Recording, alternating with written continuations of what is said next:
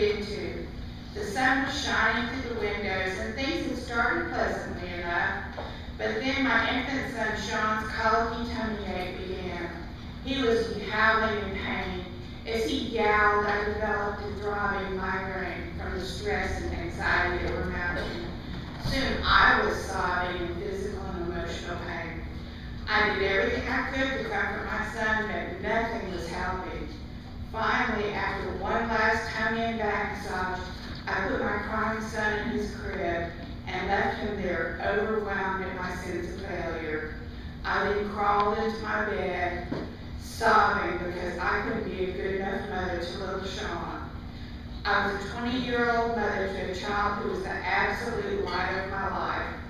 I rocked him, sang to him, and wound his swing many, many times in an effort to placate him, and yet we kept crying together. He from colic and me from what I would now know is severe postpartum depression.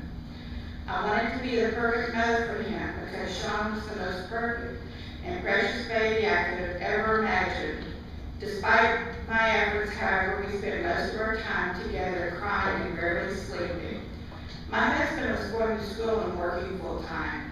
He didn't know what to do with a crying wife and baby, so he stayed at school, worked extra hours, or hid in his study. If I could have gotten away from myself, I would have too. As I lay in my bed, I heard a sudden knocking at the door. I couldn't imagine who it could be, but I pulled myself out of the bed, wiped the tears from my face, and walked to the door.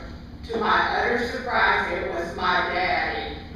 He had stopped by on his lunch hour to see Sean, his first grandchild. Daddy was taken aback by the scene he encountered. Me bleary-eyed from crying and Sean screaming in his crib. He went in and gently picked up Sean, and suddenly the howling stopped. I couldn't believe it. This child had been crying for hours, and by simply picking him up, my father had quieted his tears.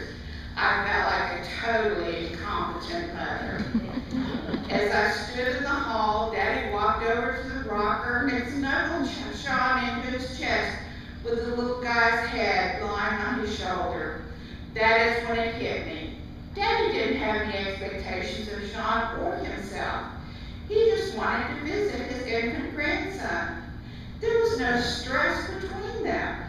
It gave me a fresh perspective of myself as a mother, along with the change it would have on my parenting. I didn't have to have a perfect relationship with my child. All I had to do was love him without expectations, and we would be okay. After spending time rocking his grandson, Daddy handed Sean to me, got in his car, and drove back to work.